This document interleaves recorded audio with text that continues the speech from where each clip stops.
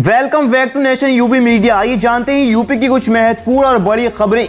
उससे पहले आप हमारी किस जिले से खबरें देख रहे हैं हमें कमेंट में जरूर बताएं। इस वीडियो को लाइक करें, चैनल को जरूर सब्सक्राइब करें। आइए जानते हैं यूपी की कुछ बड़ी और महत्वपूर्ण बड़ी खबरें। यूपी में 7,500 गैर मान्यता प्राप्त मदरसे 15 नवंबर तक शासन को भेजी जाएगी रिपोर्ट। प्रदेश भर में हुए सर्वे में करीब 7,500 गैर मान्यता प्राप्त मदरसों को चिन्हित किया गया। उत्तर प्रदेश मदरसा शिक्षा परिषद के चेयरमैन डॉक्टर इफ्तिकार अहमद जावेद ने बताया कि सभी जिलों में मदरसों के सर्वे का काम लगभग पूरा हो चुका है। 15 नवंबर तक जिलाधिकारियों के जरिए सर्वे की रिपोर्ट शासन स्तर तक भेजी जाएगी। मदरसों के सर्वे का काम पूरा करने की आखिरी तारीख 20 अक्टूबर शासन ने तय की थी। वहीं सर्वे की रिपोर्ट जिलाधिकारियों को 15 नवंबर तक शासन को भेजनी है। डॉक्टर जावेद ने कहा है कि मदरसों के सर्वे से प्राप्त आंकड़ों के आधार पर वहां पढ़ रहे छात्राओं के लिए गुणवत्ता शिक्षा की व्यवस्था करते हुए उनका विकास कर उन्हें देश और समाज की बातें बताने और अच्छी पढ़ाई के लिए और पैसे की जरूरत व्यवस्था करते हुए उनका बेहतर विकास होगा। बताया गया है कि सर्वे की पूरी रिपोर्ट 15 नवंबर तक जिलाधिकारियों के जरिए राज्य सरकार को भेजी जाएगी। सर्वे से प्राप्त आंकड़ों के आधार पर बच्चों के लिए गुणवत्तापूर्ण शिक्षा की व्यवस्था करते हुए उनका बेहतर विकास करके उन्हें देश और समाज की मुख्य धारा में लाने की कोशिश की जाएगी। हरियाणा बॉर्डर पर यूपी के किसानों को दौड़ा दौड़ा कर पीटा, 9 घंटे तक जमकर हुआ हंगामा। हरियाणा में धान लेकर जा रहे यूपी के किसानों को हरियाणा पुलिस ने रोक दिया। इसके विरोध में किसानों ने हंगामा शुरू किया तो हरियाणा पुलिस ने किसानों पर बल प्रयोग किया और उन्हें दौड़ा दौड़ा कर पीटा, साथ ही किसानों को हिरासत में ले लिया। इस कार्रवाई के विरोध में किसानों ने जाम लगा दिया। अधिकारियों द्वारा समझाने पर करीब 9 घंटे बाद जाम तो खोल दिया, लेकिन सीमा पर धरने देकर किसान बैठ गए। हरियाणा राज्य कृषि विपणन बोर्ड के आदेश के बाद करनाल जिला प्रशासन ने यूपी से हरियाणा में बिक्री के लिए आने वाले धान पर रोक लगा दी। बॉर्डर पर धान को रोके जाने के बाद किसानों ने मेरठ करनाल हाईवे पर हंगामा शुरू कर दिया और हरियाणा में प्रवेश की कोशिश की। आरोप है कि हरियाणा पुलिस ने किसानों पर लाठियां बांधी और कुछ किसानों को हिरासत में ले लिया। इसके विरोध में यूपी के किसानों ने सुबह 6 बजे बॉर्डर पर हंगामा किया और हरियाणा पुलिस पर मुकदमा दर्ज करने की मांग करते हुए धरने पर बैठ गए। धरने के कारण मेरठ करनाल हाईवे पर 2 किमी लंबा जाम लग गया। सीएम योगी ने दिवाली से पहले पुलिस कर्मियों को दी बड़ी सौगात, इतने रुपए बड़ा मोटरसाइकिल का भत्ता। मुख्यमंत्री योगी आदित्यनाथ ने दिवाली 2022 से ठीक पहले पुलिस कर्मियों को बड़ी सौगात दी। सीएम योगी ने पुलिस कर्मियों को मोटरसाइकिल भत्ता बढ़ाने की घोषणा की। अब पुलिस कर्मियों को प्रतिमाह 500 रुपए मोटरसाइकिल भत्ता मिलेगा। यूपी पुलिस स्मृति दिवस के अवसर पर सीएम योगी ने पुलिस कर्मियों को ये सौगात दी है। बेहतर कानून व्यवस्था के लिए पुलिस की कोशिशों की सराहना करते हुए सीएम योगी ने कहा कि अपराधियों के खिलाफ कठोर कार्रवाई करते हुए अब तक 44 अरब 59 करोड़ रुपए की संपत्ति जब्त की जा चुकी है। अयोध्या को मिलेगा दिवाली का बम्पर गिफ्ट, सीएम योगी देंगे 4000 करोड़ की परियोजनाओं की सौगात। उत्तर प्रदेश की योगी आदित्यनाथ सरकार राम नगरी अयोध्या के विकास के लिए लगातार काम कर रही है। वहीं साल 2017 से पहले अयोध्या राजनीतिक रूप से अछूत मानी जाती थी। आज वहीं अयोध्या वैश्विक नगरी बनकर उभर रही है। सीएम योगी ने अयोध्या को वर्ल्ड क्लास बनाने में कोई कसर नहीं छोड़ रहे हैं। फिलहाल अयोध्या में 20,000 करोड़ से अधिक की विकास परियोजनाएं चलाई जा रही हैं। इसमें लगभग 1700 करोड़ की परियोजना दिसंबर तक पूरी हो जाएंगी। आपको बता दें कि राम नगरी अयोध्या साल 2024 के पहले वैश्विक नगरी का रूप ले लेगी।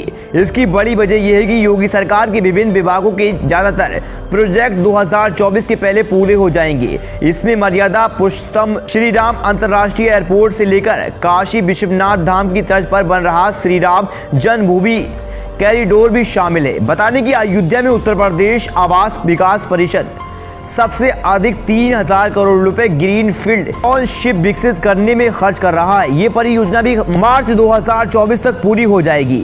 अब तक तकरीबन 83% भूमि की खरीद पूरी हो चुकी है।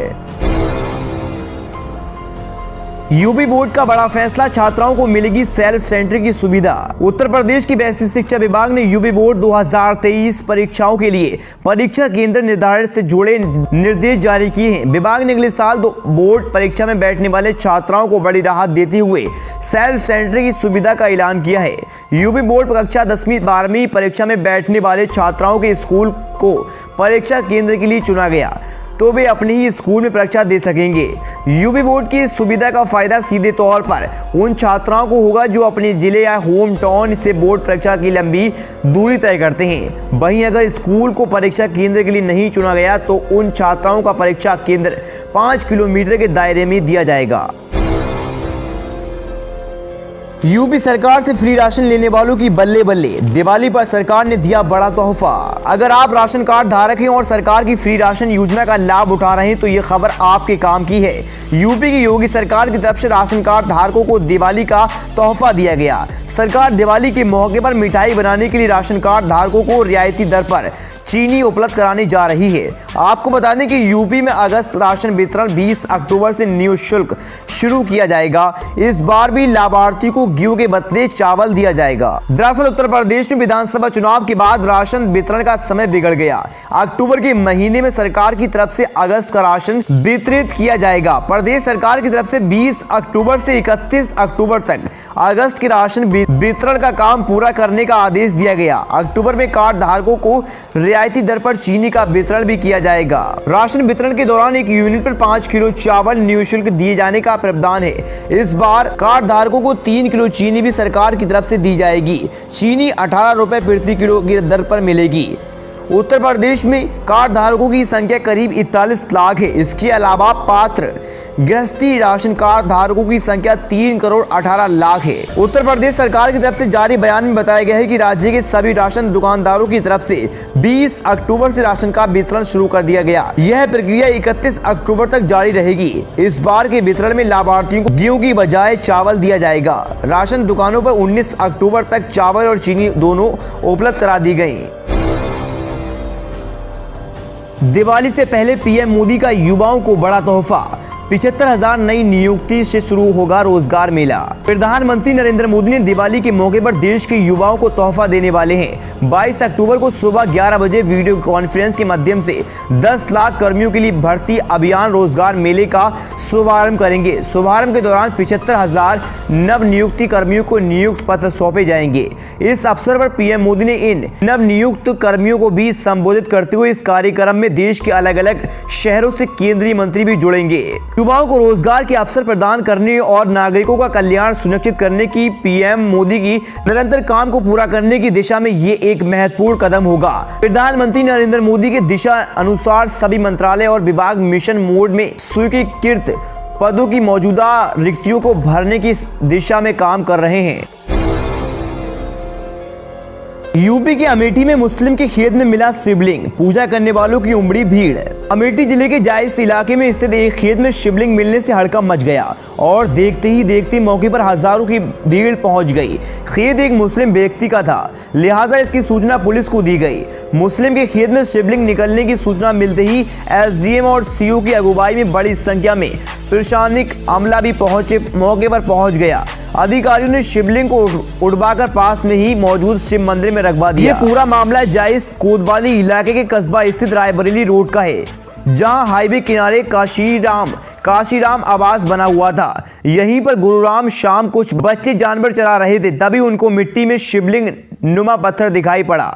पत्थर पर एक सांप की आकृति बनी हुई थी, जिसके बाद बच्चे डर गए और उन्होंने वहां मौजूद लोगों को जानकारी दी। जानकारी मिलते ही लोग वहां पर मौके पर पहुंच गए। देखते ही देखते सैकड़ों लोगों की भीड़ जमा हो गई।